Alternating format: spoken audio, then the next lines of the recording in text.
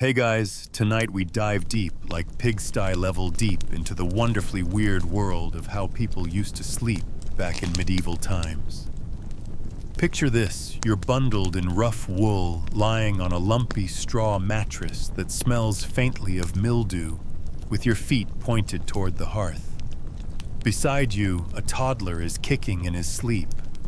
Someone else is snoring like a bear, and just outside a goat is bleating. Because oh yeah, there's no such thing as walls thick enough to keep out farm noise. You probably won't survive this, so before you get comfortable, take a moment to like the video and subscribe, but only if you genuinely enjoy what I do here. Also, I'd love to know where you're listening from and what time it is. Drop it in the comments. Now dim the lights, maybe turn on a fan for that soft background hum, and let's ease into tonight's journey together. You're sleeping like a peasant tonight. Not the glamorous cottagecore kind of peasant either. This is the your roof is made of poop and hay kind. Your bed is a sack of straw stuffed into a wooden frame, and it smells as good as it sounds. Sometimes there's no bed at all, just a bare spot near the fire. That is if you even have a fire. If it's a colder region, and you live in a hut that fire doubles as a stove, a heater, and yes, sometimes a coffin starter if sparks go rogue. You're not alone either. Medieval households were more crowded than a discount mattress showroom on Black Friday. Sleeping was communal. Family members, servants, and even the occasional passing traveler would all cram together to stay warm. If the family pig had a bad night, so did you. Some people kept chickens in the corner because, hey, nothing says sweet dreams like poultry murmurs and the occasional feather in your mouth. You might think people back then were just stronger, hardier, more used to it. But honestly, they were just tired. Tired enough to crash into sleep even with lice fleas, and your younger sibling whispering Latin verses in their dreams. And it's not like peasant homes had blackout curtains. Windows were rare.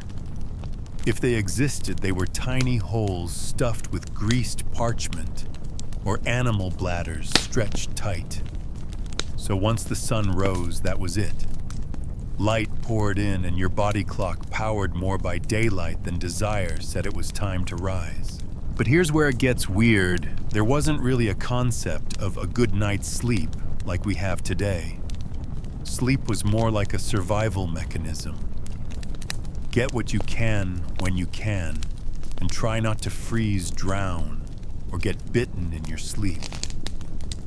There are even accounts of people sleeping on piles of heather or fresh rushes, soft plants that were laid on dirt floors, and occasionally swapped out when the fleas got too aggressive, which historians argue was probably never often enough. Fringe. Fact of the night. In some regions of Europe, people believed you should sleep with your feet pointed toward the door so your soul would find its way out more easily if you died in the night. Comfy and convenient. So how much sleep did peasants actually get? Historians still argue whether they managed a solid 8 hours or broke it up into random naps around chores. Records are patchy, and much of what we know comes from church texts, which shockingly don't spend a lot of time describing the nap habits of goat herders. And then there's the smoke. Most peasants lived in single-room homes, and the hearth was always burning. No chimney, just a hole in the roof if you were lucky. You're inhaling that smoke all night, eyes stinging, lungs wheezing, and dreams clouded by low-level carbon monoxide. Not exactly spa conditions, but perhaps the oddest thing of all, the normalcy. This was just life. You didn't think, gosh, I wish I had a spring mattress and a white noise machine.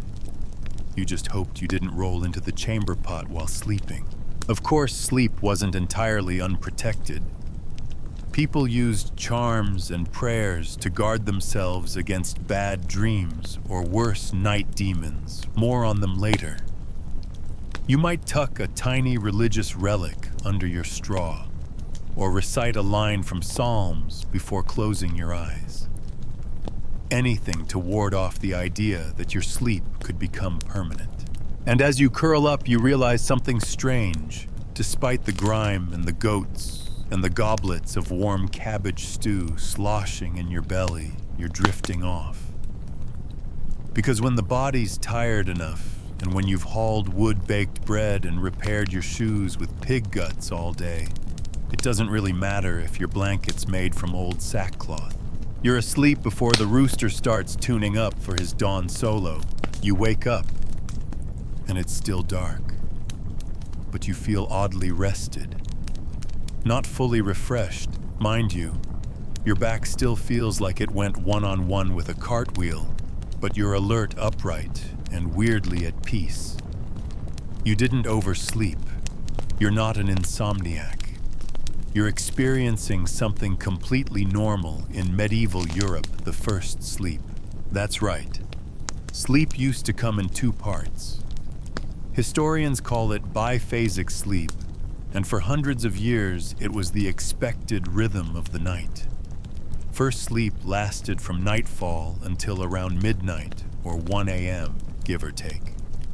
Then came a waking period anywhere from 30 minutes to 2 hours, followed by second sleep, which carried you through until dawn. You sit up on your straw mattress. Somewhere across the village, someone's turning over bread dough. Another's checking on a lamb. Your neighbor might be whispering prayers or possibly sneaking out to meet their crush behind the mill. Because yes, this was also prime time for certain romantic activities. This in-between time was called the watch. You didn't lie there counting sheep. You got up. You might pray read if you were literate and had access to anything readable, men clothes by firelight. Or if you were upper class, write in your dream journal. Not a euphemism. People genuinely believed dreams carried messages, and what better time to reflect than in that twilight zone between sleeps. In fact, doctors of the time actually encouraged it. Medical texts from the 15th and 16th centuries describe the first sleep as the deep and healthful one. The waking watch was believed to help digestion, spiritual focus, and yes, conception. If you wanted a baby, midwives advised trying during the watch. Something about the body being rested, but not yet cold. Now you might be asking, why did people sleep in two chunks anyway? Was it some mysterious biological rhythm that we've since lost? Historians still argue whether biphasic sleep was hardwired or simply a byproduct of pre-electric life. One theory is that without artificial lighting, people just conformed to the natural darkness. It gets pitch black by 6 or 7 p.m. You go to sleep, but your body isn't really ready for a full 8 hours at that point, so it wakes up later. Then you catch your second sleep until sunrise. Another idea is that the pattern was culturally enforced. After all, medieval society was heavily scheduled around church bells, feast days, and farm duties. Having a quiet break at night may have been the only personal time people ever got. You throw a few coals back onto the fire. The room flickers with warmth. It's quiet, peaceful, but also oddly productive. Monks used the watch period to chant psalms. Nobles might write letters or consult an herbalist. If you lived in a town, someone might be trudging to the bakery to get the ovens going for morning sales. And yes, people even scheduled appointments during this time.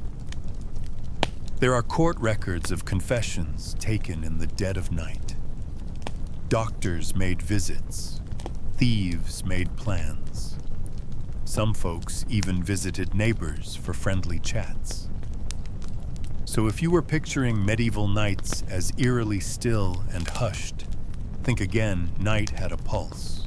Fringe fact, in 1697, a Norfolk farmer wrote in his diary that during the watch period, he He often smoked a pipe and chatted with his wife about matters of the soul and cabbage. Make of that what you will. The term first sleep and second sleep pops up in a surprising number of historical sources. Diaries, medical treatises, even plays. One of the clearest examples comes from a 15th century French physician who wrote after the first sleep one should rise and walk about, then return to bed. Pretty casual with his use of should, considering half of us today can't sleep unless our phones are on night mode and the neighbor's dog stops breathing too loudly.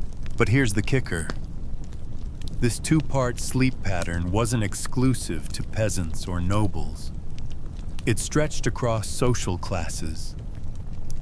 Rich or poor, everyone got up at midnight like it was completely ordinary. Some lit candles, others stirred coals, some prayed. Others indulged in less holy distractions. Over time, though, the biphasic model started to fade.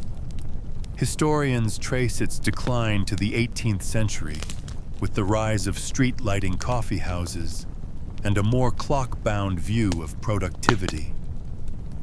Urban populations started staying up later, pushing bedtime closer to midnight. The two sleeps compressed into one. And eventually, we just forgot there was ever a different way. But tonight, here in your medieval bed, you don't forget. You stretch.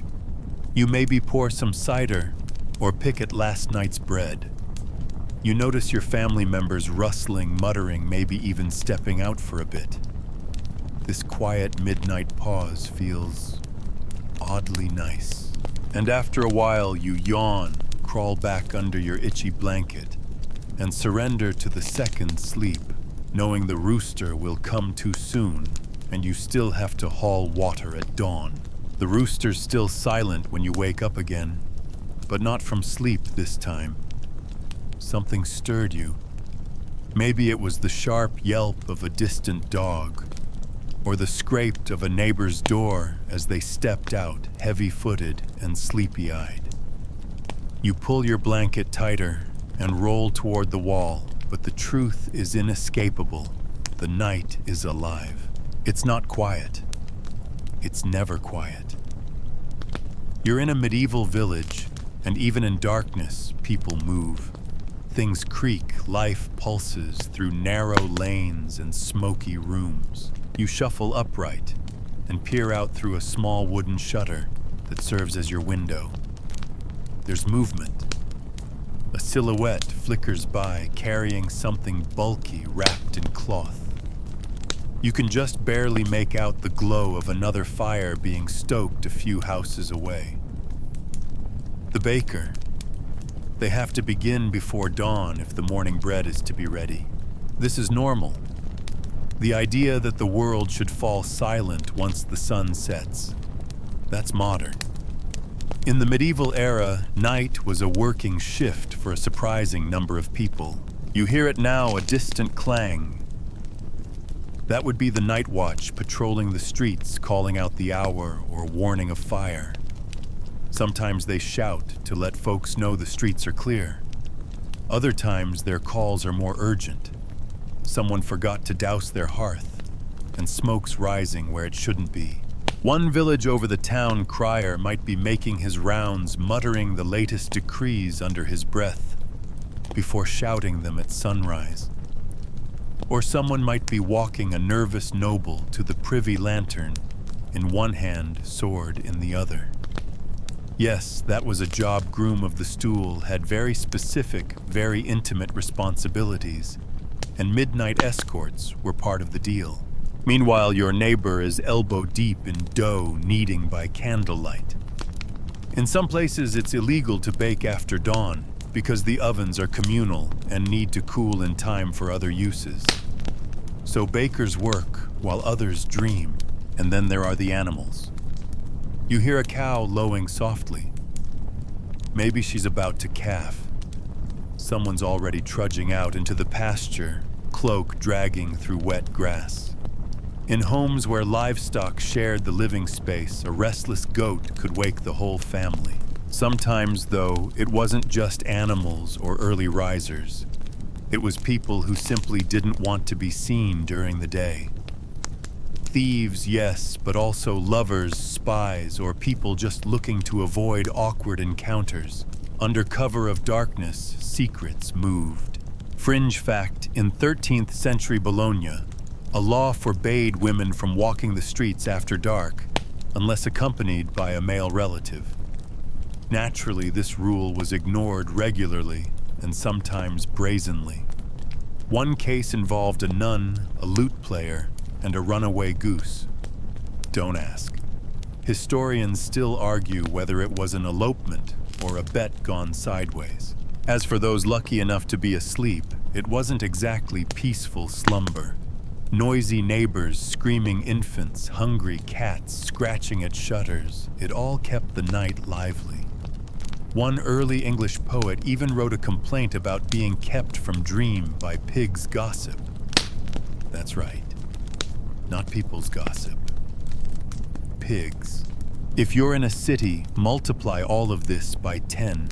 In medieval London or Paris, the night air carried shouting dogs, barking carts, creaking bells, tolling, and the occasional splash from someone dumping a chamber pot out the window. There were curfews, technically, but enforcement was spotty, especially if the guards had already sold their torches for beer money. And let's talk about light, or rather, the near-complete lack of it.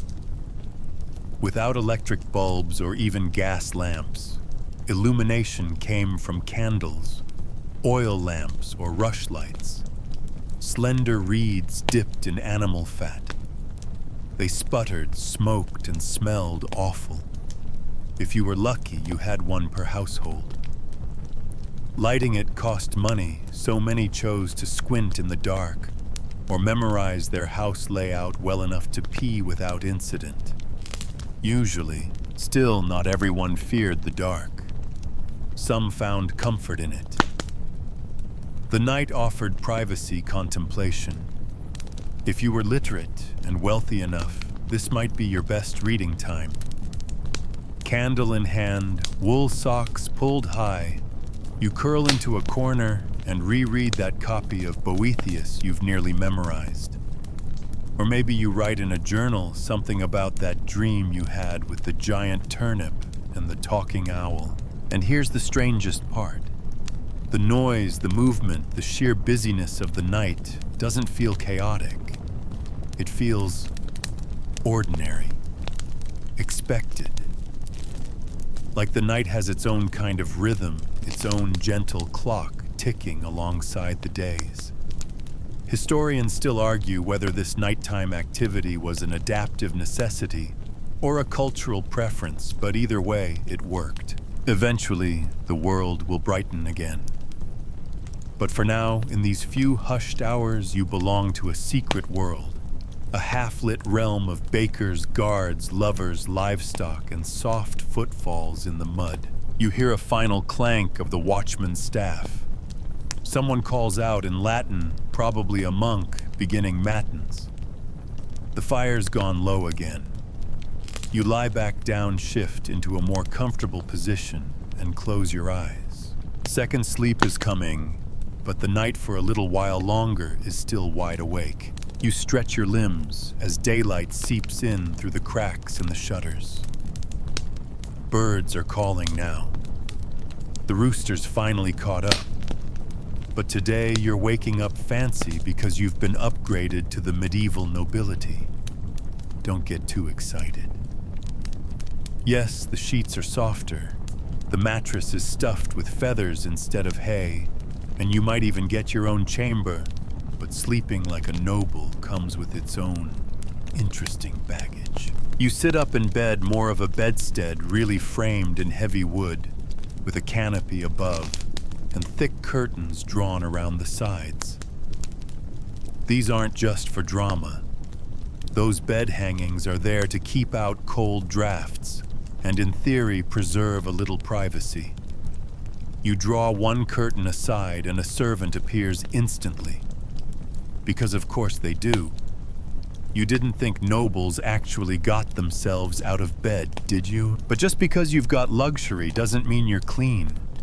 In fact, your soft pillow is crawling with company. Fleas lice the occasional bed bug. These are the great equalizers. Nobles had more fabric, which often meant more infestation. Clean water was rare baths, rarer still, and changing your linens that happened a lot less than you'd like. Historians still argue whether medieval nobles actually preferred not to bathe for spiritual reasons or if it was simply inconvenient. Either way, the result was the same perfume did a lot of heavy lifting. You may have a gold-trimmed nightshirt, but it still smells like lavender-soaked regret. Let's talk about what you're sleeping in. Unlike peasants, you might sleep partially or fully clothed, especially if you're cold or worried about sudden nighttime emergencies. Some nobles had fine nightgowns or shifts made of linen, but it wasn't unusual to just keep on your tunic or robe.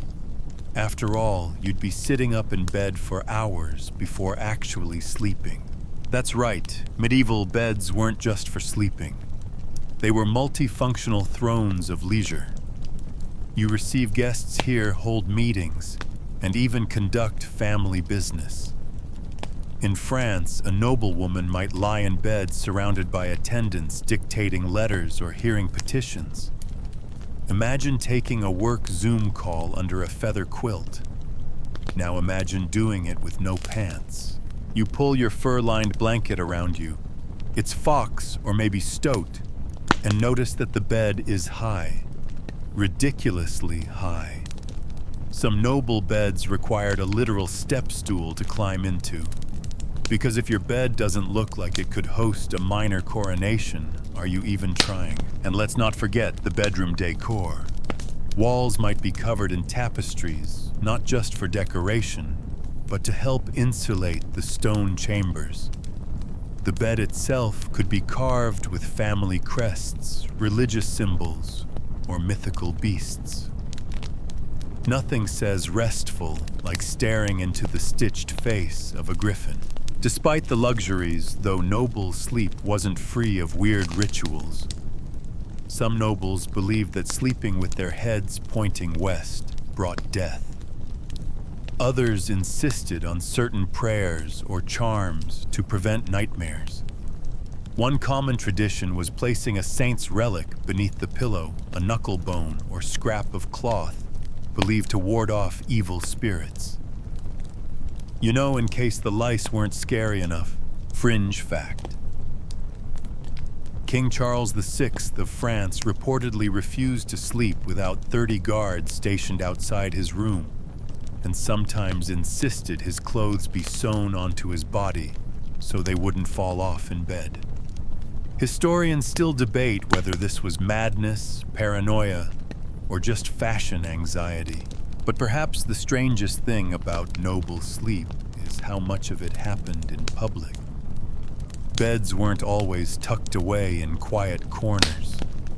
In royal courts, people might sleep in chambers where courtiers came and went freely. You might even share your room with other nobles or servants who slept at the foot of your bed. And yes, there was snoring. Chronic, open-mouthed, wool-stuffed snoring. Don't let the velvet fool you. Rich folks had deviated septums, too. Noble children, too, learned early that sleep was a performance. Royal births often took place in the bedchamber, surrounded by witnesses, and the infant's first sleep might be watched by half the court. Later, they'd be trained to rise at proper hours, recite morning prayers, and avoid laying in bed too long, lest they be accused of sloth, one of the 7 deadlies. In castles, sleep also came with added paranoia. Doors were barred, torches doused, and weapons kept close. If you're a noble with enemies, which you definitely are, night was the time when plots unfolded. Poisoned wine, a dagger in the dark. It's all very Game of Thrones, minus the CGI dragons. Still, there's something delicious about this kind of sleep. The mattress cradles you. The fire crackles gently. Your servant has brought a mug of spiced wine to warm your hands before bed. And despite the fleas and the lurking anxiety of betrayal, you sigh, settle into the down-stuffed embrace of your many pillows, and let sleep roll over you like a velvet curtain. At least until the next family dinner where someone tries to stab your cousin with a leg of roast duck. You wake up gasping. That dream again, the one with the owl made of teeth, and the staircase that never ends. Creepy. But before you can even rub the sleep from your eyes, someone's already asking what it meant. Welcome to the Middle Ages, where your dreams aren't just dreams. They're messages, omens, and sometimes divine warnings. Dreaming in medieval times is practically a social event. You might dream of a fish walking on land, or your dead uncle offering you a turnip, and the very next morning, people will want to know everything. Because to your neighbors, those bizarre night visions are not just the brain being weird. They're spiritual telegrams sent straight from heaven-hell or somewhere in between. Let's say you dream of falling. Today, we'd call that anxiety. But in the 14th century, someone's probably been casting the evil eye on you. A local priest might urge confession. A herbalist might recommend fennel root and a charm stitched into your pillow. Or if you're lucky, a monk might offer to interpret it by comparing it to the dreams of Daniel or Joseph from Scripture. Good luck if your dream involved goats. Those were famously confusing. The medieval world was steeped in dream logic. People believed dreams came from one of three sources: the divine, the natural, or the demonic. Divine dreams were revelations, visions of saints or heavenly instruction. Natural dreams were caused by your own body, what you ate, what you thought, or how you slept. Demonic dreams, well, let's just say if you woke up sweaty and terrified, it probably wasn't the cabbage stew's fault. Fringe fact. In the Roman de la Rose, a wildly popular 13th century French poem, the entire plot takes place within a dream. It was like the medieval version of Inception, only with more flowers and fewer explosions. Even the church was conflicted about dreams. On one hand, scripture was full of dreams that changed history. On the other, certain church authorities warned that too much belief in dreams could lead to heresy, or worse, dabbling in forbidden knowledge. You could easily slip from dream interpretation into astrology or magic, which were highly suspect and often illegal. Still, despite the warnings, dreams mattered. Kings recorded theirs. Monks wrote entire volumes about theirs. And everyday people like you shared dreams with friends over breakfast, hoping for a sign of good harvest or a warning to avoid traveling to the next town. Especially if your dream involved fish walking backward. That one's always bad. Historians still argue whether medieval people actually dreamed differently due to their radically different daily lives, more manual labor, religious rituals, and raw sensory exposure, or if their dreams were simply interpreted differently. One theory even suggests that the lack of artificial light and the habit of biphasic sleep led to longer and more vivid dreams, especially during the second sleep. And dreams weren't just private musings, they were used in public decisions. Saints were often declared based on dreams of healing. Accused criminals might cite a dream vision in their defense. Some people refused to marry a certain person because of a bad dream about them, which honestly is still kind of relatable, for nobles' dreams could hold political weight.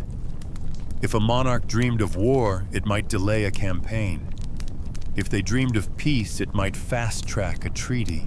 In one 12th century case, an English baron claimed a dream convinced him to switch sides in a rebellion. Did it work? No. He was beheaded. But the dream angle made for a better story. You might even hire someone to interpret your dreams, typically a priest monk or village wise woman. She'd listen carefully, probably sniff something green and pungent, and then solemnly tell you that dreaming of water meant change, dreaming of fire meant passion, and dreaming of bees meant someone in your family was hiding a secret. Probably Aunt Hilda. Of course there were books. Medieval dream manuals, many copied from ancient sources, laid out handy guides for interpreting common symbols. A snake, enemy, a ladder, spiritual ascent. Eating cheese in your dream, possibly divine insight, possibly indigestion. The line was thin. Dreaming could even be weaponized. Some people spread rumors about others based on alleged dreams. I saw you in a dream last night, dancing with the devil, in a small village that was all it took to get the glares going. In rare cases, dreams were cited in witchcraft trials, especially if they involved animals, fire, or heaven forbid, levitation. And then there were the lucid dreamers, people who claimed to control their dreams. One 14th century mystic swore she could walk with angels and even rebuke demons during her sleep. Modern scholars debate whether this was lucid dreaming spiritual ecstasy or sleep apnea with benefits.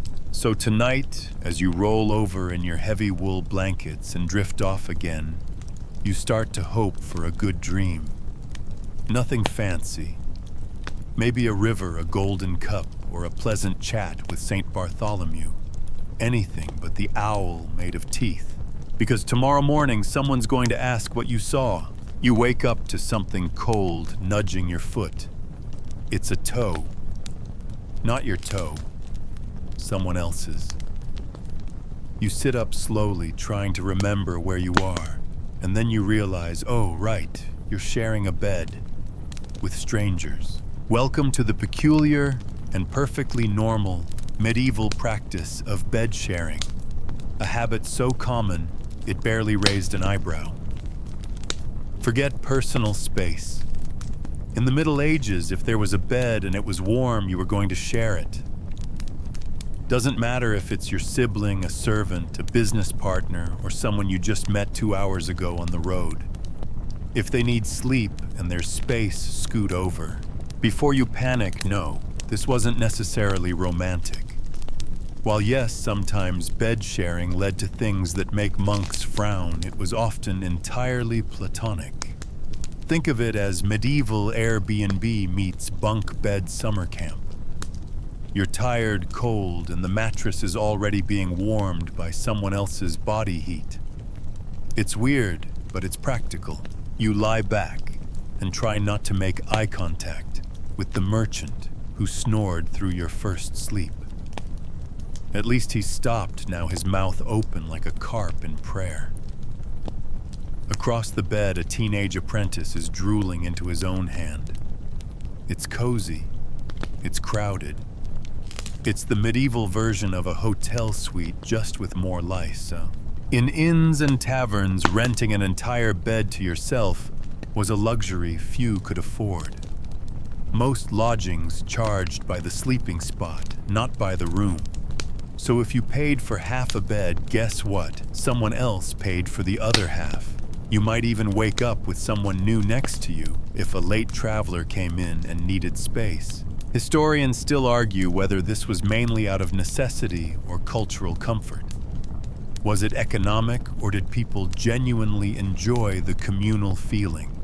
One theory suggests that communal sleep fostered stronger social bonds in a society where isolation often meant danger or death.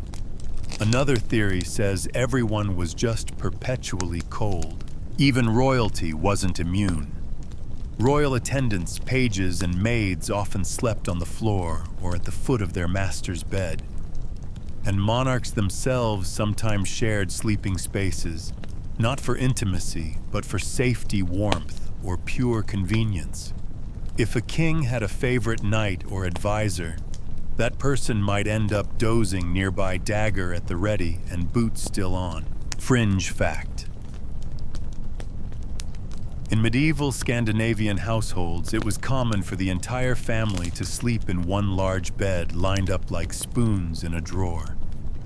The father would sleep at the outer edge, guarding the entrance, while children and mother were tucked inside. Pet goats, optional. Sometimes bed sharing was legally significant. In parts of Europe, courts accepted bed testimony, a kind of intimate witness account. If you shared a bed with someone regularly, your word about their character carried more weight. Imagine being subpoenaed because you once spent 3 soggy nights next to someone with halitosis. Of course, not everyone was thrilled about the setup. Some folks did complain. In a 15th century English diary, a traveler griped that his bedfellow had foul-breathed, twitchy knees and a penchant for night murmurs, most unsettling. The term night murmurs is doing a lot of work there. For women especially, bed sharing could be risky. In convents, nuns slept in rows, usually fully clothed, heads covered, and under the watchful eye of a prioress, to discourage sinful familiarity. But even outside religious spaces, single women had to be cautious. Unwanted advances, pregnancy rumors, or damage to one's reputation could all spiral from an innocent night of shared snores. That said, people also made lifelong friendships this way.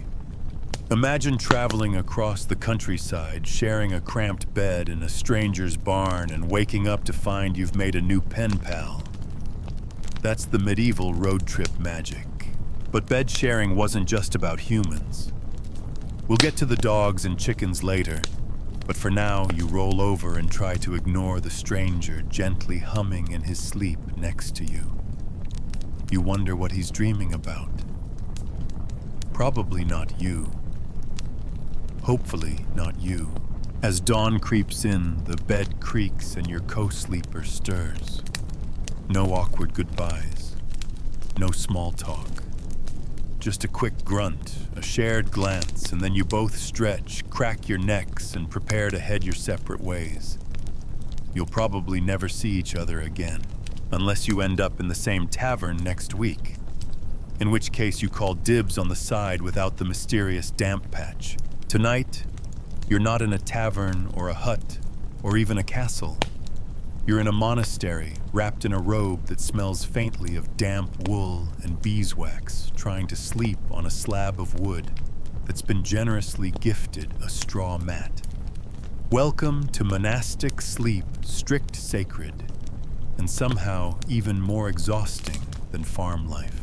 You lie flat, arms folded neatly over your chest like a carved tomb effigy. There's no pillow, no blanket. The air smells of stone and incense, and somewhere down the hall, someone's already sneezing into their own sleeve, trying not to violate the vow of silence. In medieval monasteries, sleep wasn't for comfort. It was a discipline. A carefully scheduled pause between bursts of chanting, praying, and regretting the one time you smiled at a goat too warmly. You don't just go to sleep.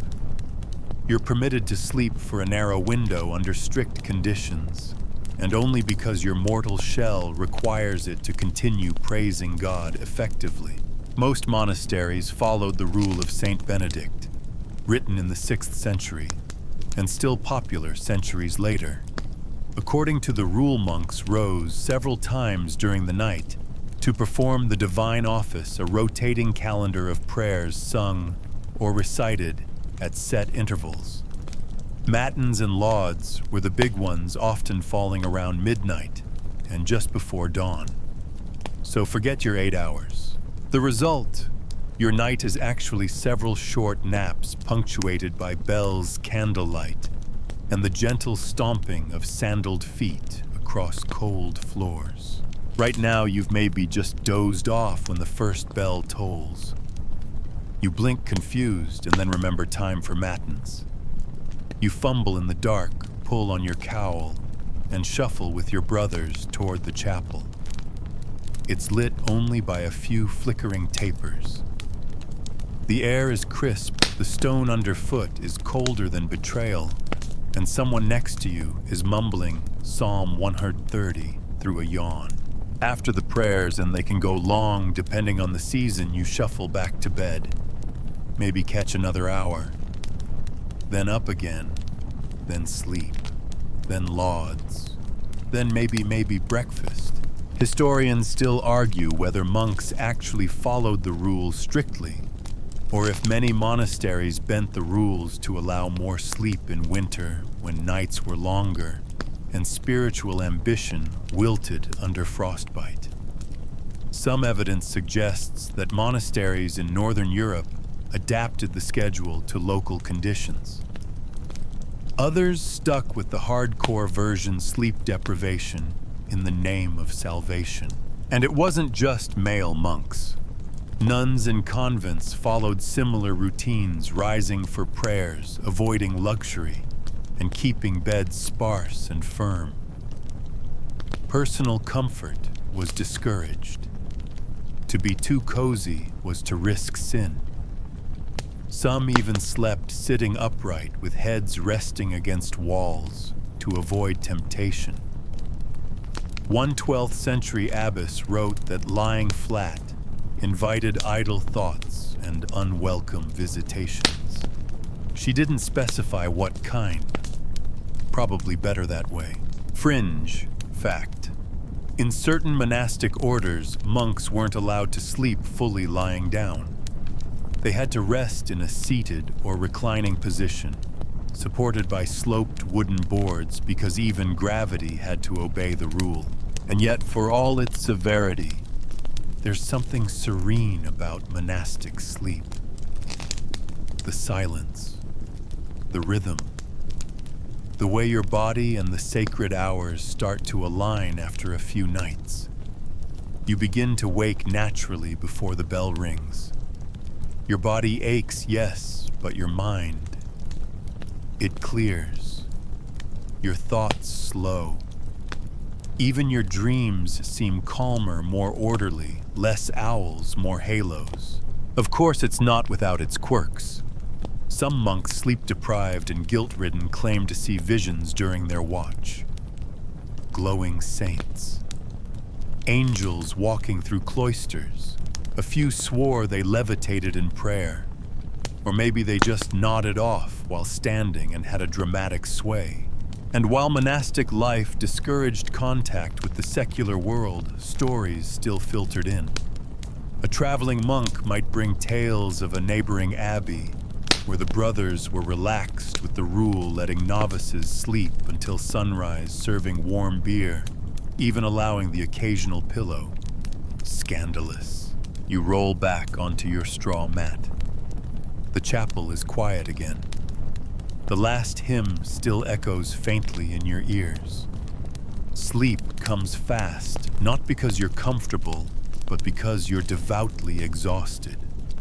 The kind of tired that comes from chanting for 2 hours and then scrubbing flagstones with cold water and zero breakfast.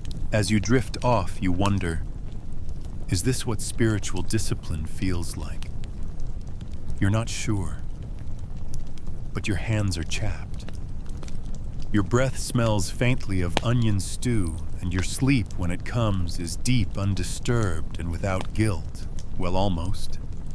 You did dream about the goat again. It's the middle of winter, and the wind outside sounds like it's got teeth. You curl up on your bed, if you can call it that, and pull a woolen cloak over your body. There's no mattress, no fireplace, and barely a door. But that's not what makes tonight interesting. What makes tonight memorable is the chicken on your foot, the dog curled against your spine, and the cat glaring at you from the rafters like it owns the place. Welcome to medieval domestic sleep, where animals are not just welcome, they're essential sleeping partners. You didn't really expect a bed to yourself, did you? Beds were expensive. Firewood was scarce. And in households from peasants to minor nobles, keeping warm meant pooling every warm body you had, including the four-legged, feathered, and occasionally hooved kind. Your dog isn't just a pet.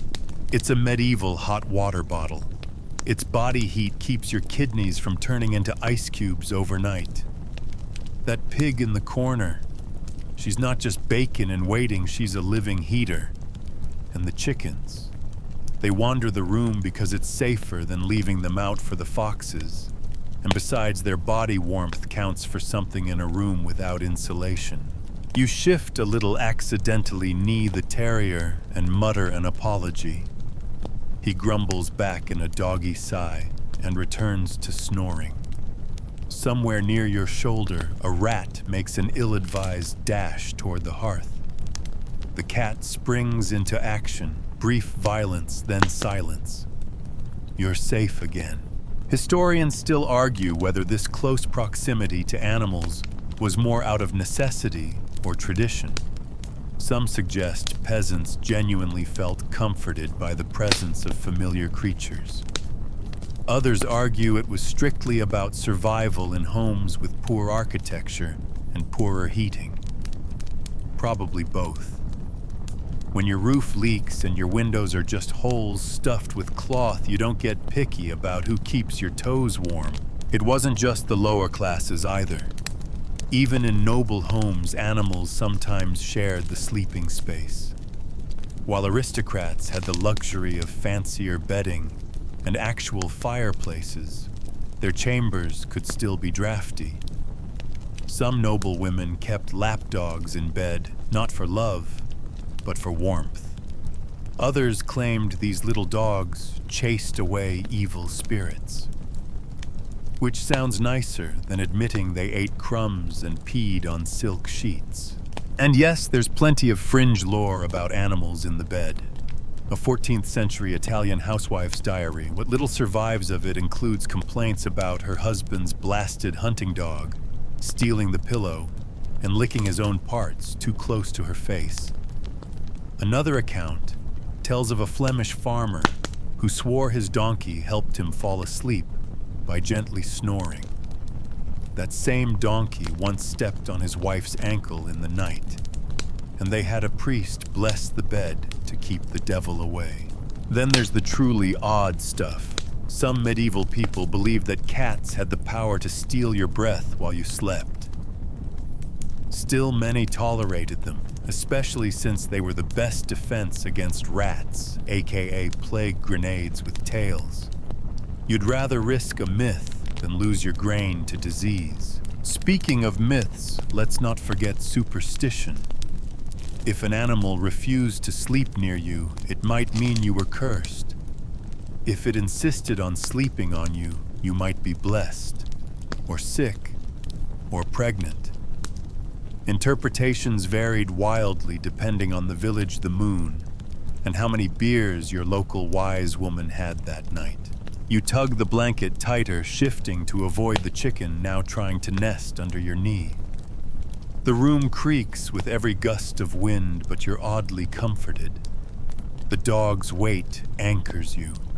The cat, now grooming its paw like a tiny priest, keeps watch. You're warm for now.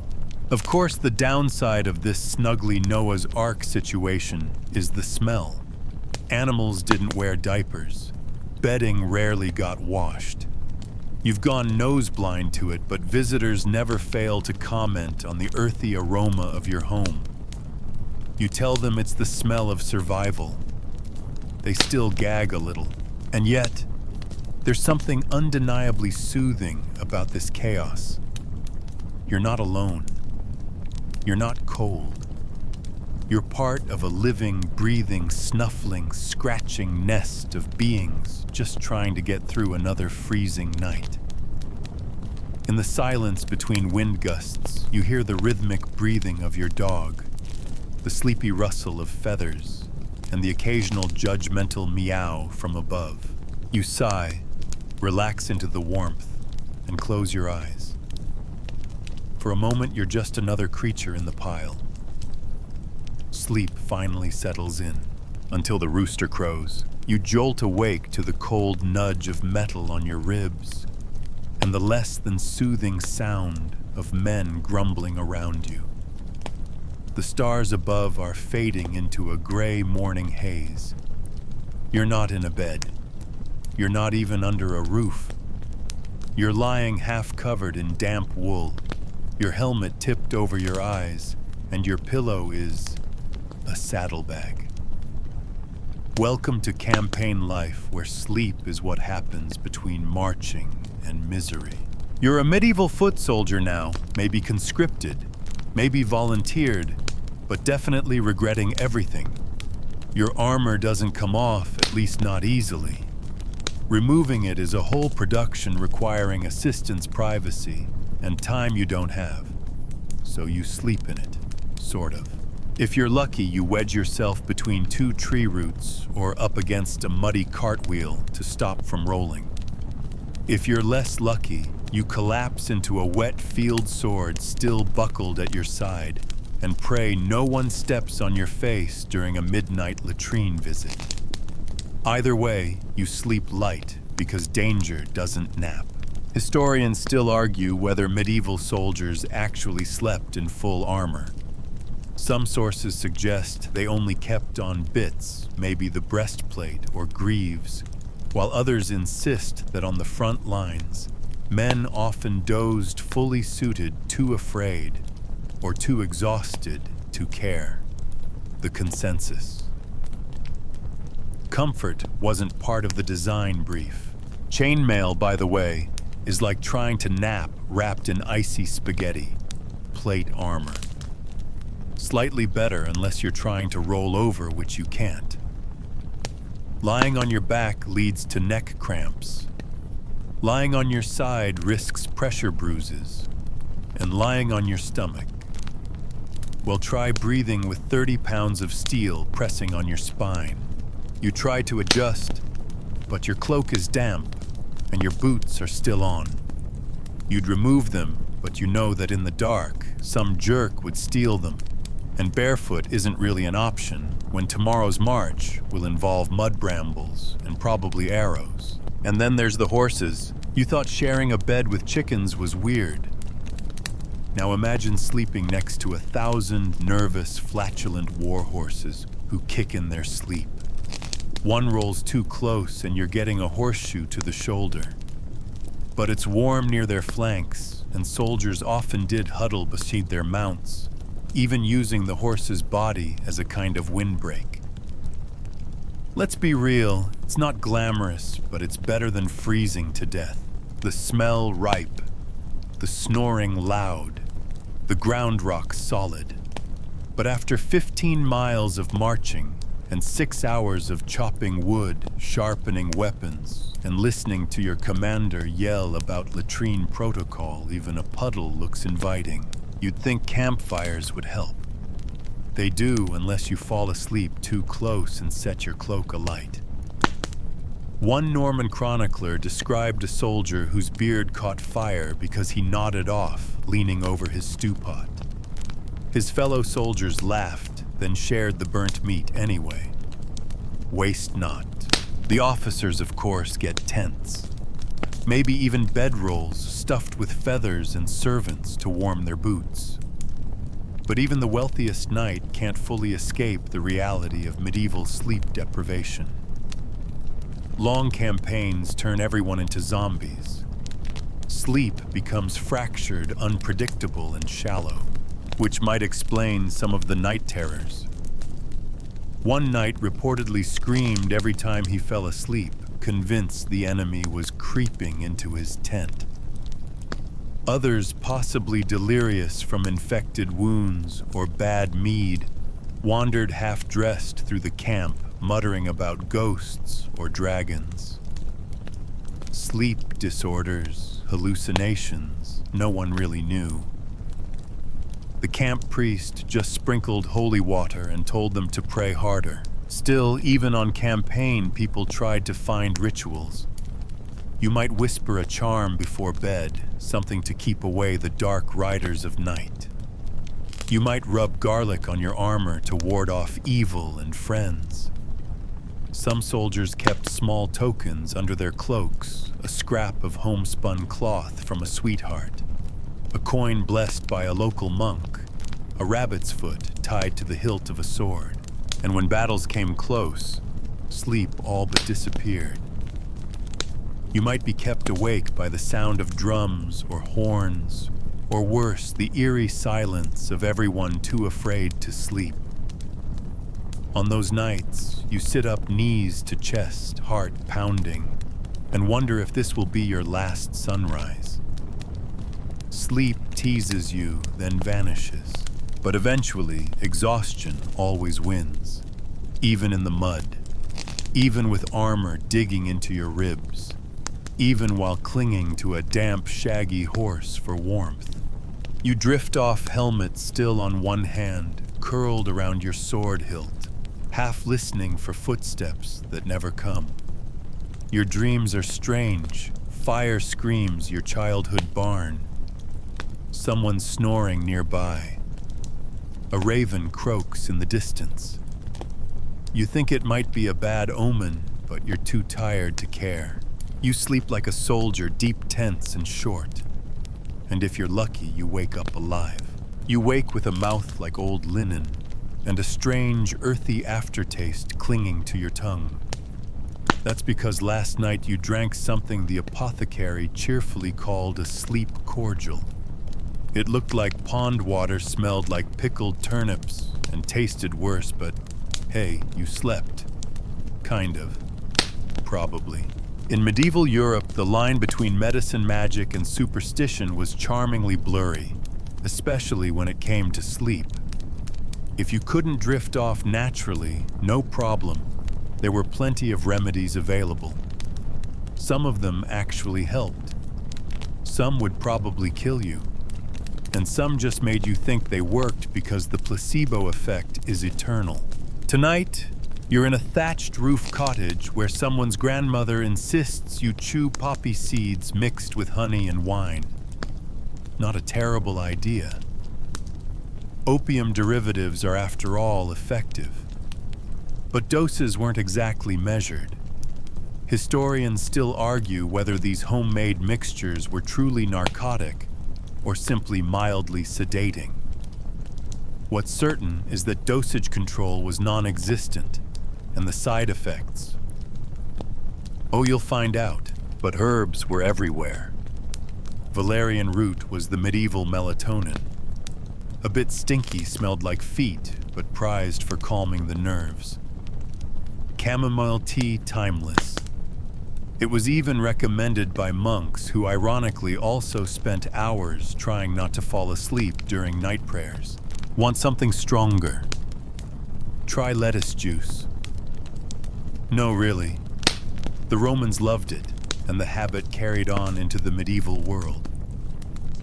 People believed lettuce cooled the body and mind, making it easier to doze off. Cool, moist foods were thought to promote restful slumber. Warm, dry ones like garlic or onions were the enemy, unless you were using garlic to ward off witches. Priorities.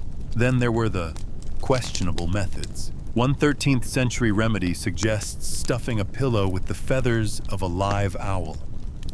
That's right, live. It doesn't specify how you're meant to sleep through the flapping, screeching, and general moral ambiguity. But hey, magic's magic. You might also be instructed to place a warm stone at your feet. That's nice.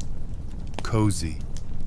Or hang herbs like mugwort or St. John's wort above your bed to keep evil spirits away. Remember that nightmare about the demon sitting on your chest? These herbs were supposed to handle that. And then there were the poultices. Sticky, smelly, and deeply questionable. One popular remedy involved making a paste of crushed bat, henbane, mandrake, and vinegar applied generously to the temples. If you didn't fall asleep, at least everyone else would leave the room. In wealthier homes, servants sometimes perfumed the bedchambers with lavender and rosemary. Scent was thought to affect humors, the ancient medical system that ruled everything from moods to bowel movements. Lavender was cool and dry, just what the body needed to relax. You'd also hear people muttering incantations or softly singing psalms over their beds, sometimes blending prayers with old pagan rituals just in case. And the drinks. Mead steeped with herbs, spiced milk with nutmeg and honey, sleep wine flavored with crushed pearls or ambergris. Some of these worked simply by making you full warm and slightly drunk. Others, like dwale, a dangerous blend of opium, hemlock, and bile, were downright deadly. It was used before surgeries and sometimes afterward, when the patient didn't wake up. Historians debate whether most people actually used these concoctions regularly, or whether they were luxury items reserved for the sick, the wealthy, or the particularly dramatic. Still, apothecaries, monks, and hedge witches all had their own trusted recipes. And if those didn't work well, you could always try divine intervention. One woman in Bohemia reportedly wore a bracelet containing a sliver of wood from Christ's manger, convinced it gave her restful sleep. A bishop in York prescribed prayers to Saint Dymphna, patron saint of the mentally ill, for those plagued by insomnia. And if you were really desperate, you might trek to a holy well and dip your bedsheets in the water before drying them under a full moon. The power of belief, after all, is sometimes the strongest drug. You start to wonder how anyone slept at all. The world is loud, drafty, and full of suspicious coughs. Your roof leaks. Your neighbor snores like a dying ox. And the local boys just came back from campaign with fleas and war stories that go on forever. But you light a little beeswax candle, sip your sleep potion. This one has fennel honey and possibly powdered beetle, and settle in. It doesn't taste great, but your limbs feel heavier. Your eyelids flutter. You think maybe the room is spinning slightly, or maybe it's just the wine. Outside, an owl hoots. Somewhere down the road, a dog barks twice, then falls silent. You tuck the amulet under your pillow just in case and let the concoction do its strange work. As your breath slows, you think about how far people were willing to go just to get a few hours of quiet. And how centuries later, you're not so different. You've got blackout curtains and white noise apps and lavender sprays. They had mugwort and mumbled charms. You both just wanted to sleep. You wake not in your bed, but in a barn. Well, technically a barn, but more like a multi-purpose human-animal housing situation. It's chilly. The straw is poking you in the ribs. There's a goat chewing something far too close to your head. And a rooster is already practicing his early morning scream, even though it's pitch black outside. Welcome to the shared sleeping experience of many medieval families. You see, not everyone in the Middle Ages had the luxury of separate bedrooms or even beds. Sleeping arrangements were often determined by social class climate and sheer necessity. You and your siblings, your cousins, your parents, and maybe even a traveler or two might all crash in the same room. Not for fun, just because that was the only room. This kind of togetherness came with quirks. You learn to sleep through snoring, coughing, whispering, and the occasional rat exploring someone's foot. The warmth was nice, though. Bodies are nature's heaters, and on frosty winter nights, piling into one shared bed wasn't just cozy, it was survival. Historians still argue whether people preferred this setup or simply endured it. But one thing's for sure, privacy was not part of the nightly routine. The typical peasant family lived in a one-room cottage hall house, is the polite term where the hearth dominated the center, and everything else radiated outward. Parents slept near the fire, children closer to the walls, and animals often tucked into corners. The theory, shared body heat, plus the cow's occasional moo to keep away thieves. It was also thought the gentle breathing of animals helped soothe infants. Maybe it did. Or maybe babies just didn't have much choice. If you were lucky or a noble, you had a bedstead, a wooden frame with ropes across the bottom, a mattress stuffed with straw and thick woolen blankets. If you were less lucky, you slept on the floor in a communal bundle. Either way, you'd be sharing with someone, possibly several someones. The idea of personal space hadn't quite made it into medieval design philosophy. Even among the upper classes, bed sharing was common. Traveling nobles often slept 2 or 3 to a bed. Not romantically, just logistically. Beds were expensive. Firewood even more so. And warm bodies didn't just conserve heat, they deterred nightmares. Or so people thought. And then there were the servants. They might sleep in the hallways in the kitchen, or even at the foot of their lord's bed. Not for comfort, but availability. If the master needed water at midnight, someone better be within whispering distance. Also convenient for being blamed if something went missing. Monasteries had their own strange version of communal sleep. Rows of hard, narrow cots, often in drafty stone rooms. Monks were encouraged to sleep lightly, wake easily, and never fully succumb to slothful rest. Some even slept sitting upright, belts tight around their waists to prevent turning in their sleep.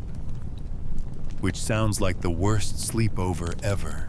But in cities especially, as the population grew, things got even stranger. Inns often sold bed space, not rooms, just space. Traveling alone, you'd likely be paired with a stranger, maybe 2. Maybe someone with questionable hygiene and a tendency to talk in their sleep. Still cheaper than a private room. By the way, that stranger in your bed thing wasn't limited to inns.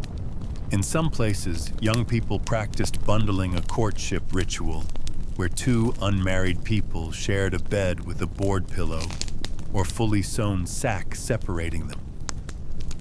The idea was innocent talk, get to know each other, don't touch.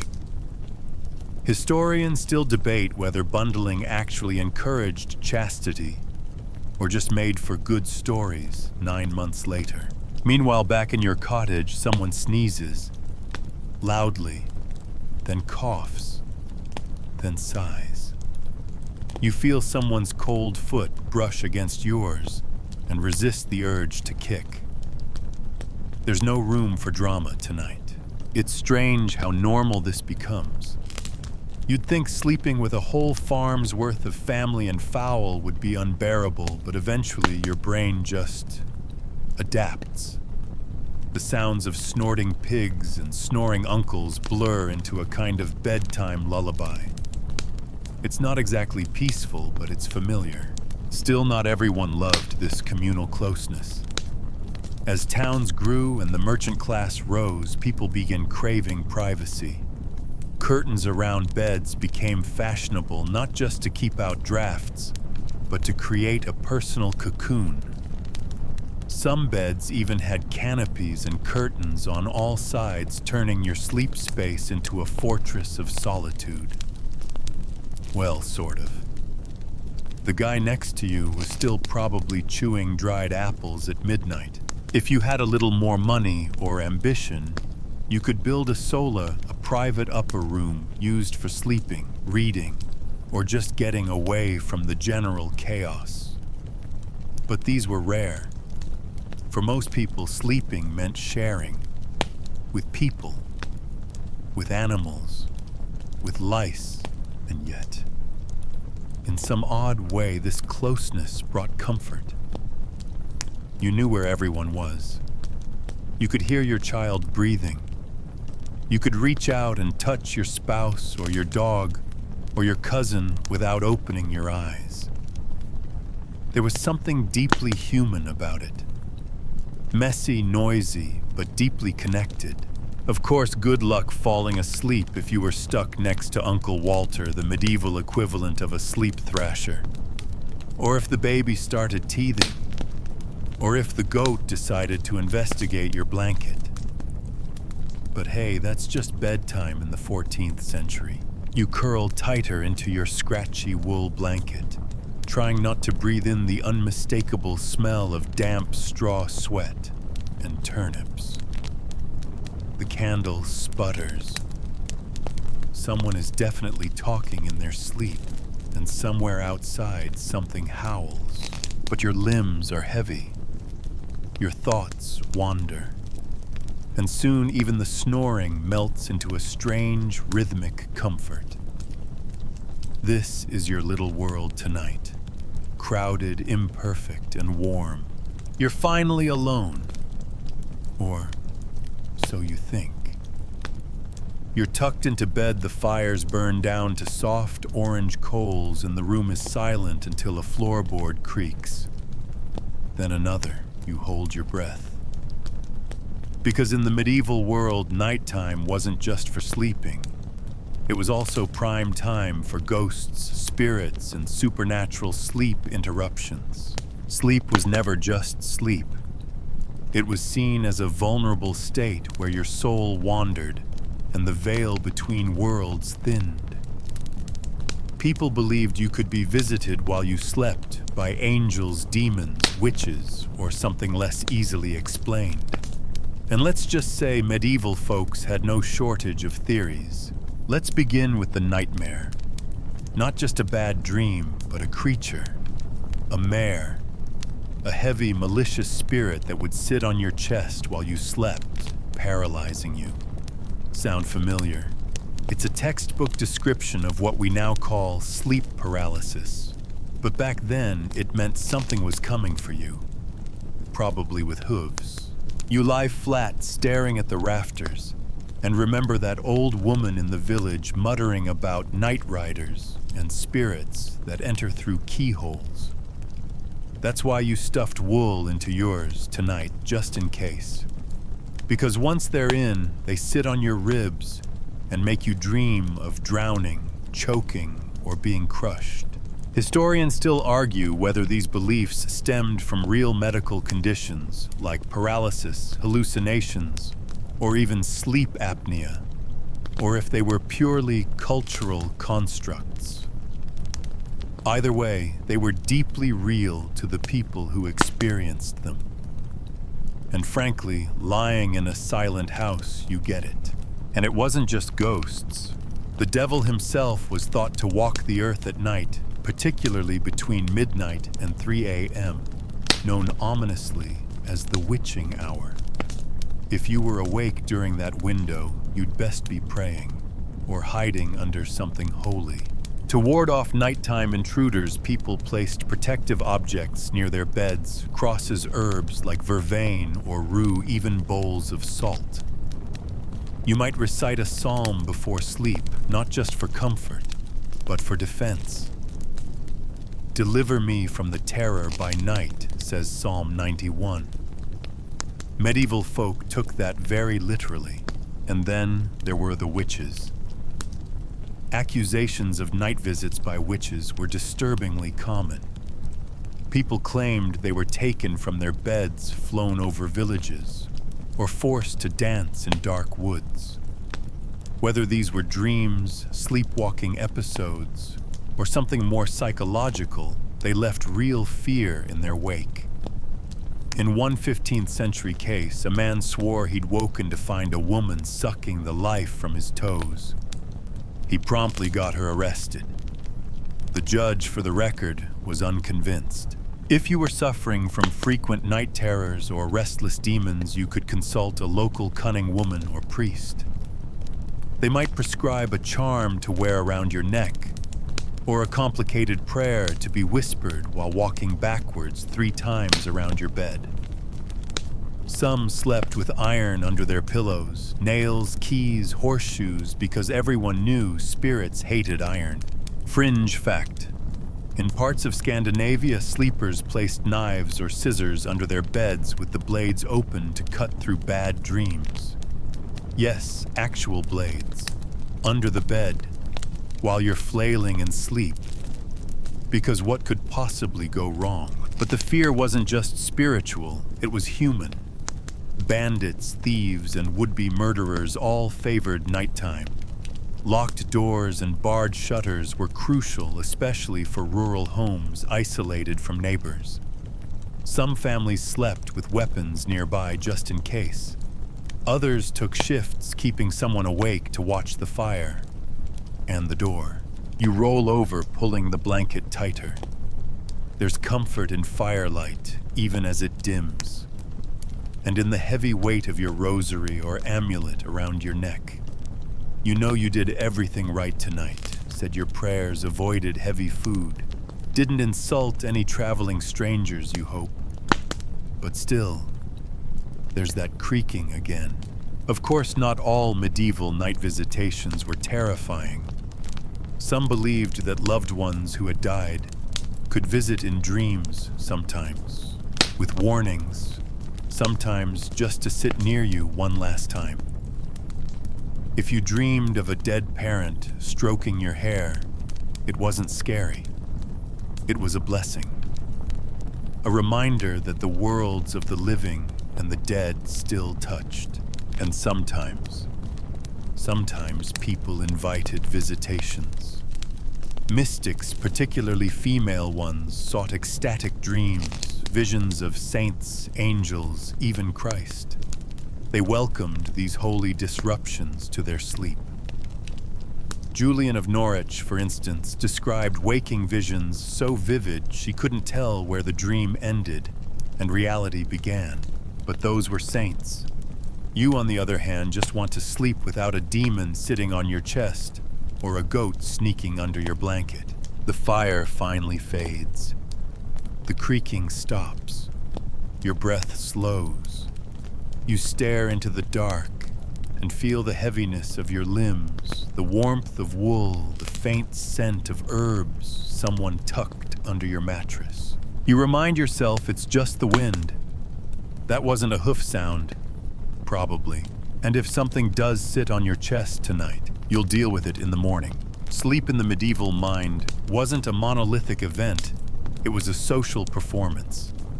Yes, really. And not just the bed-sharing customs we've already visited, but the expectations around how, when, and why you slept could differ wildly depending on your class, gender, or even profession. Tonight, let's imagine you're a monk. Your bed is a wooden plank, possibly with a thin straw mattress, if your abbot is feeling generous. Your nightshirt is coarse wool. And just as your body begins to settle into a whisper of comfort, the bell tolls matins. It's somewhere between 2 and 3 a.m. Time to rise, pray, chant, and maybe read some scripture before returning to sleep. That's right. Your sleep is scheduled, split neatly into chunks by the divine clock. This wasn't unique to monasteries. Across medieval Europe, segmented sleep was the norm. People went to bed not to sleep the night through, but to divide the dark into 2 parts. First sleep and second sleep, often separated by an hour or 2 of wakefulness. What did they do during this time? Well, it depended. The wealthy might read by candlelight, pray, or have long conversations with their bed partners. Others might check on livestock, stoke the fire, or, let's be honest, sneak in a little hanky-panky. Doctors of the time even recommended this window as ideal for conception. Because of course they did. Historians still argue whether segmented sleep was a biological reaction to darkness, or a habit shaped by cultural routines and environmental cues. Either way, it was expected. If you woke in the middle of the night, that wasn't insomnia, it was just intermission. Let's shift again. Now you're a traveling merchant. You're too poor for inns, too cautious for the woods. So you're wrapped in a cloak on a straw-strewn tavern floor, elbow to elbow with strangers and the occasional chicken. You sleep in short bursts, ears always alert for a cut purse or a fight breaking out nearby. It's noisy, uncomfortable, and smells like wet leather and boiled onions, but it's affordable. Compare that to nobility, who had more control over their sleep rituals. They might bathe in scented water before bed, rare luxury, be sung to sleep by a hired singer, or even drift off to a reader, softly narrating a tale of courtly love or divine wisdom. Their sheets, if they had them, were likely linen occasionally embroidered, and their rooms, still chilly, but filled with hangings and cushions to soften the stone. But don't assume the rich always had it easy. In fact, they often suffered from luxury insomnia. Their lives stuffed with indulgence could lead to indigestion, anxiety, or restlessness. Doctors advised against overly soft beds, excessive blankets, or immoderate laughter before sleep. It was believed too much stimulation, especially emotional or sexual, could disrupt not just your sleep, but your soul. On the other hand, peasants often collapsed into sleep from sheer exhaustion. After a day of plowing, carrying, mending, or threshing, you didn't try to sleep. You simply stopped moving and let unconsciousness catch you. Sleep wasn't leisure, it was recovery. Your straw mattress might be infested, your blankets thin, but your body didn't care. You slept like the dead until the rooster screamed. Quirky fact: some medieval doctors believed your sleeping position revealed your character. Back sleepers were seen as vain or proud. Belly sleepers were gluttonous and dull. Sleeping curled on your side. That meant humility, balance, and a properly chilled liver. Because yes, organ temperature mattered. You're a woman now. Your sleep is less yours. As a wife, mother, or servant, your nights are punctuated by children's cries, your husband's needs or duties that spill past dusk. You might sleep in short shifts, always ready to rise. Some women kept bells beside their beds, not for protection, but to summon assistance if labor began early. And if you're pregnant, well, congratulations, because now you have a strict bedtime regimen. Don't eat eels. Don't sleep with your arms above your head. Don't let cats near you. Apparently they steal breath. Sleep on your left side. Or maybe you're right. No one can agree. Either way, don't sleep too long. Or too little. And definitely don't dream about fire or falling stars, because that means trouble. Profession shaped sleep, too. Blacksmiths rose with daylight. Bakers with the stars. Night-watchmen, shepherds, and bell-ringers learned to doze lightly, always alert to threats or tolling bells. Actors, when they existed, slept in bursts around performance schedules. Executioners, well, they rarely slept well at all. Too many ghosts. Even your sins could affect your sleep. A guilty conscience was thought to boil the humors, producing restlessness, nightmares, or insomnia. That's why confession wasn't just spiritual hygiene, it was a sedative. Unburden the soul, and the body might follow. Back in your peasant bed, curled under a patchwork of wool, and whatever else you can scavenge, you drift in and out. A neighbor's baby wails, somewhere a dog barks, then silence again. Tonight, your sleep is not just yours. It is watched over by saints, haunted by spirits, shaped by class. and carved up by bells. And when you wake, whether at midnight or dawn, there will be work to do. But for now, let your body settle, your breath deepen, and your worries slip away. As the candle gutters low and your thoughts begin to blur, let's explore one last corner of medieval sleep dreams. In the Middle Ages, dreams weren't just random flickers of the subconscious. They were considered portals, messages, sometimes even warnings from God. Your dreams might predict the weather, reveal a neighbor's betrayal, or expose your own hidden sins. They were a nightly drama written just for you, and everyone from bishops to bakers took them seriously. Dreams were classified in medieval texts with almost bureaucratic precision. Scholars divided them into three kinds: visio, a prophetic dream true and divinely sent; somnium, a symbolic dream cryptic and in need of interpretation; insomnium, a worthless dream caused by indigestion or bad sleep posture. If you dreamed of drowning, it could mean financial ruin. If you flew, it might mean pride. Snakes, deceit. Teeth falling out. Well, apparently that's always been a thing. Books like the Dream Book of Daniel or the Somniale Danielis offered ready-made guides to decode your visions.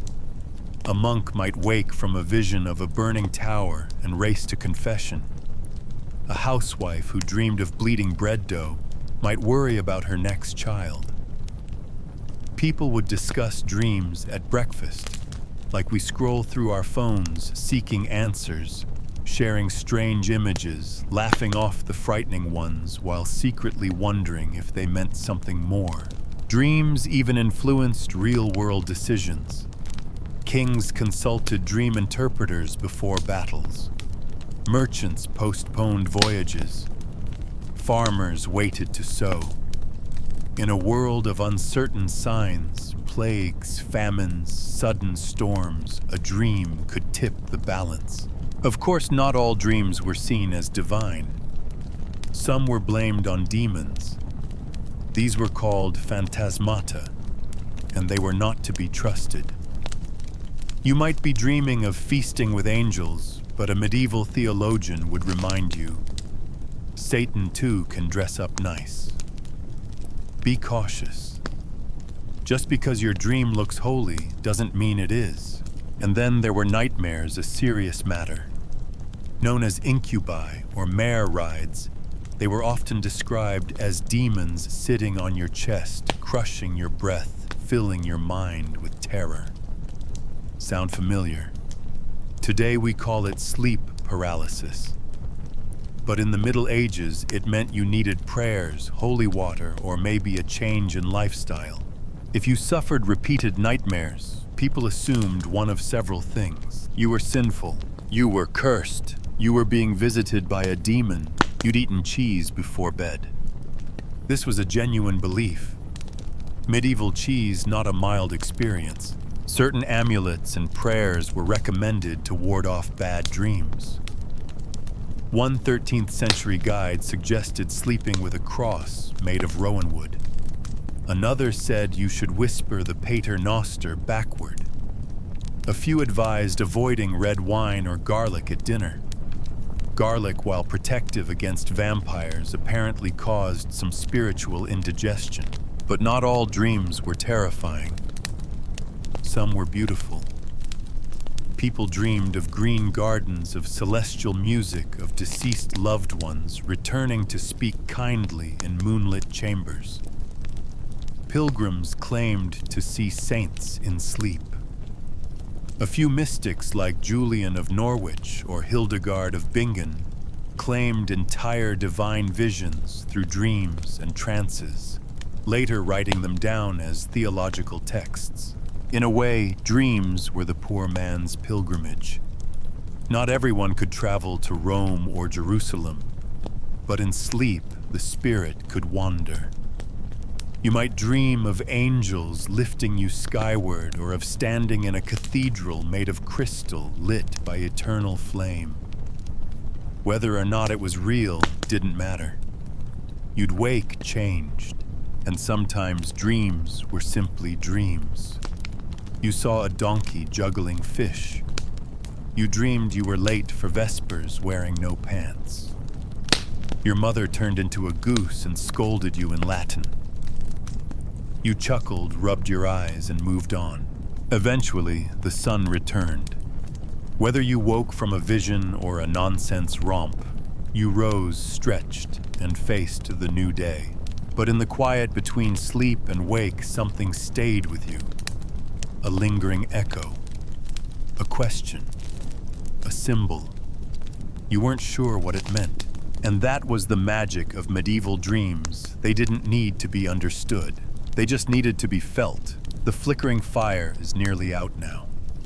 Shadows stretch long across the stone floor. Tonight we come to your last sleep, the kind no one wakes from, though medieval folks tried their best to leave the option open. You're on your deathbed, quite literally. It's a simple plank with a straw mattress, perhaps blessed, if your family's got connections. Around you, candles, holy relics, family members, whispering prayers, or maybe arguing over your livestock already. You're expected to die well. Not dramatically, not with too much moaning. Ideally, you go with a sigh, a look heavenward, and a whispered, "Forgive me." Dying was a public act. In many medieval communities, death wasn't private. It was witnessed. You'd confess your sins, receive last rites, and make peace with your enemies if time allowed. A priest might sprinkle holy water. Someone would ring a handbell to warn the village a soul was departing. You didn't want to die angry, dirty, or with unpaid debts. That could delay your soul in purgatory or worse. But death wasn't the end of weird sleep habits. Enter wakes. No, not just a party. A wake was the night you kept vigil over the body, mostly to honor the dead, partly to make sure they were really dead. Sometimes people came back, or at least sat up. Why simple coma-like illnesses, mistaken diagnoses, or the medieval fear of being buried alive? You can imagine how that influenced sleep anxiety. So some people were buried with bells tied to their fingers or toes connected by string to a stick poking out of the grave. The dead ringer myth, totally medieval. And a job called a watcher, yes? Someone actually paid to sit and listen for any posthumous ringing was real in some towns. Even in burial, your final rest might not be restful. Sometimes a corpse was believed to rise not as a ghost, but as a revenant, a physical undead being usually blamed for illness or misfortune. To prevent this, people buried bodies face down, stuffed mouths with stones, or pinned corpses to the ground with stakes, just in case. If you were lucky and pious, you'd be buried on consecrated ground, preferably near a church wall closer to God, and under priestly ears in case your soul lingered. Some wanted to be buried upright as a sign of vigilance.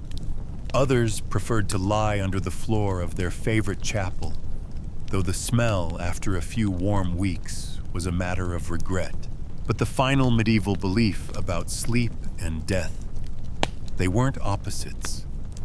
Sleep was death's rehearsal, a mini-mortality. Every time you lay down at night, it was like stepping into the shadow of eternity. That's why some said nightly prayers that literally asked God to guard their soul should they not wake.